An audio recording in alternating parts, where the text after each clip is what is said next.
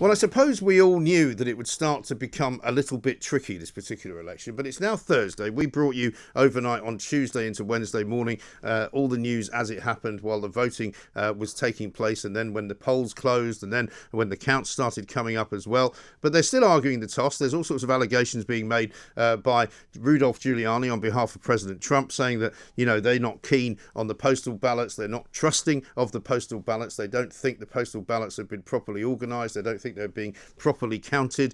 Let's find out now from Inaya Folarin Iman exactly what is going on. Inaya, welcome to the show. Thanks very much for joining us. Thank you for having me. So you've been over there for, I guess, the best part of a week now, I'm assuming. Everybody knew that it was going to be slightly unusual, this election, but I'm not sure we quite knew that it was going to descend into this kind of chaos. Yeah, I mean, President Trump for several months now has been warning about the mail-in ballots. I think that has been something of a significant concern to him and many of his supporters. I was at the Trump rally a few days before the election, and that was one thing that was repeatedly coming up. And we understand that. I don't think it is an illegitimate concern. This is an unprecedented election. The amount of people voting by mail is very significant. And even in the UK, we have had fraud in relation to this particular thing as well. So I think that this isn't the atmosphere that you'd expect from a post-election. There isn't this jubilance for either candidate. There's a lot of anxiety. There's a lot of nervousness because many people know that either of their candidate could win, and both of them do have a path to winning, and we have no idea yet when we will find out the result. And so this is a very bizarre and strange feeling in the atmosphere. Yes, that's right, because it will come as no surprise to you, Inaya, in your travels over there, that the media, much of the media in this country, is already predicting Biden has won because they think he has. But in fact, there's no suggestion that it couldn't all get reversed. There's problems in Arizona. Pennsylvania, believe it or not, Sky and the BBC have been saying is going to go to Biden, when all of the information that you've seen probably from the Trump camp and that I've seen would suggest that's completely wrong.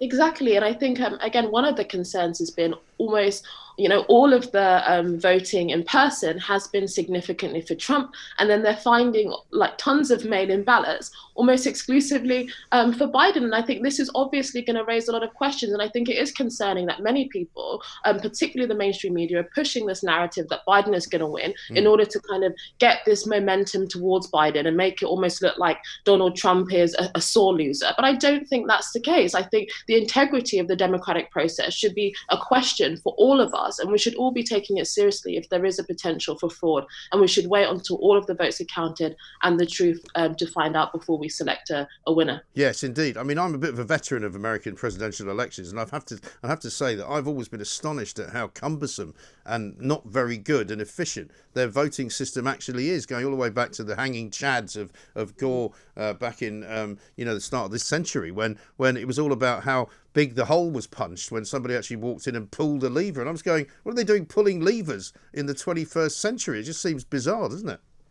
No, exactly. And I've also been surprised. But again, I think because of this, we have COVID, we have a situation where, people have been locked down and all of these very unique individual situations, which has meant that the process has probably been even more confusing. I think that it has been still quite surprising how kind of unorganized one would hope one of the biggest democracies in the world is. But at the end of the day, that's why it has been extended in terms of the time frame until we'll really find out. But I think that this isn't helpful for division and getting the country more unified and preparing for what the result is going to be. I think there is a lot of worry and anxiety, and I don't think that's helpful going forward. And you're in Washington, D.C., Inaya. We've heard that it's a bit of a febrile atmosphere there. Nigel Farage put out a couple of videos earlier part of this week showing boarded up shops, boarded up buildings, which were preparing for possible riots. What's the atmosphere really like there?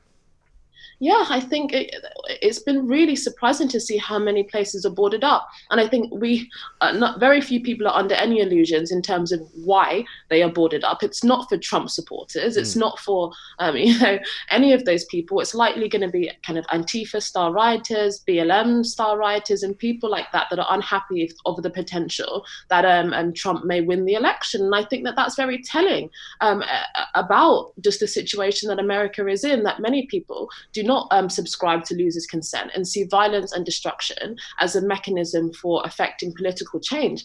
And that is not what we like to see or want to see in a democracy. And there has been a very worrying atmosphere. Some people a couple of days ago were stabbed. Many people have been out and preparing for some kind of protesting situation. And I think, again, that none of this is helpful if we are looking to actually heal some of the divisions that have been exposed in American society over the last few years going forward. Yes, and we saw yesterday Rudolph Giuliani sort of announcing effectively that there were several lawsuits being launched in several different cities in several different states. What is the status of those, and can they, as far as you know, stop the counting process, or will they have to wait until the counting process is done before they are then sort of looked upon? Well, I think, there's a lot of uncertainty with that. I mean, obviously, Rudy Giuliani has been claiming that they haven't been able to observe the count, and that is something that they should be allowed to do. I think many of them, if they're in a kind of 1.5 percentage, are allowed to have a recount. And so there are a lot of kind of things going on here. It's not clear whether or not they will be able to do that, but I think they're going to push as hard as possible. And again, this isn't something unique to Trump. The Biden camp had already lawyered up as well beforehand, just in case. So I think that we have to be very conscious about how we're framing it. And I think a lot of people very too quickly want to frame it as Trump trying to steal the election or anything like that. But what we don't know is who's won yet, and there is a path to win for both of them. And I think we need to make sure that every vote has been counted. And if there has been illegitimacy going on, then it is completely right that Trump's camp is investigating that and doing everything they can to ensure that process is. And interestingly, I mean, it's a phrase now that's become quite controversial, hasn't it? Every vote counted, because I heard somebody who was on Trump's side, I think last night, saying, well, what we want is for every legitimate vote to be counted, which is also a truism, because that's, of course, you wouldn't want illegitimate votes to be counted. But I guess until you've got an investigation underway and until you've counted all of the votes, you're not really sure which ones of those are illegitimate. There's an awful lot of activity on social media. I'm always wary of that until you know for sure whether an official source is saying something. But are there any actual investigations going on, as far as you know, involving the FBI or involving law enforcement?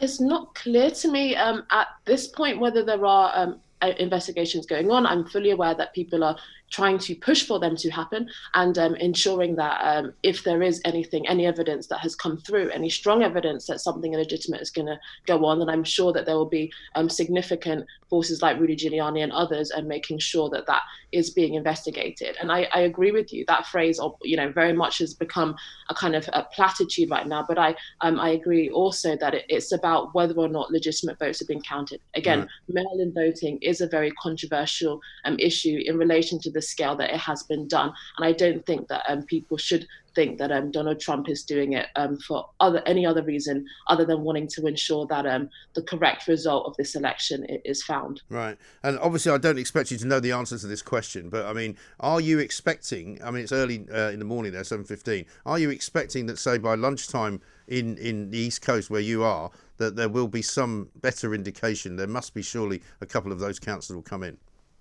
Well, we've had some reports that we will have a couple more about afternoon this time. But again, places like Pennsylvania have said that they may not even announce for another almost a week. So even if there are, yeah, that's amazing. So even if, exactly, it's really crazy. So I think that even if a couple will come in, if there is still a pathway for either candidate to win that's not very clear yet, then that will it will go on and on for several days longer.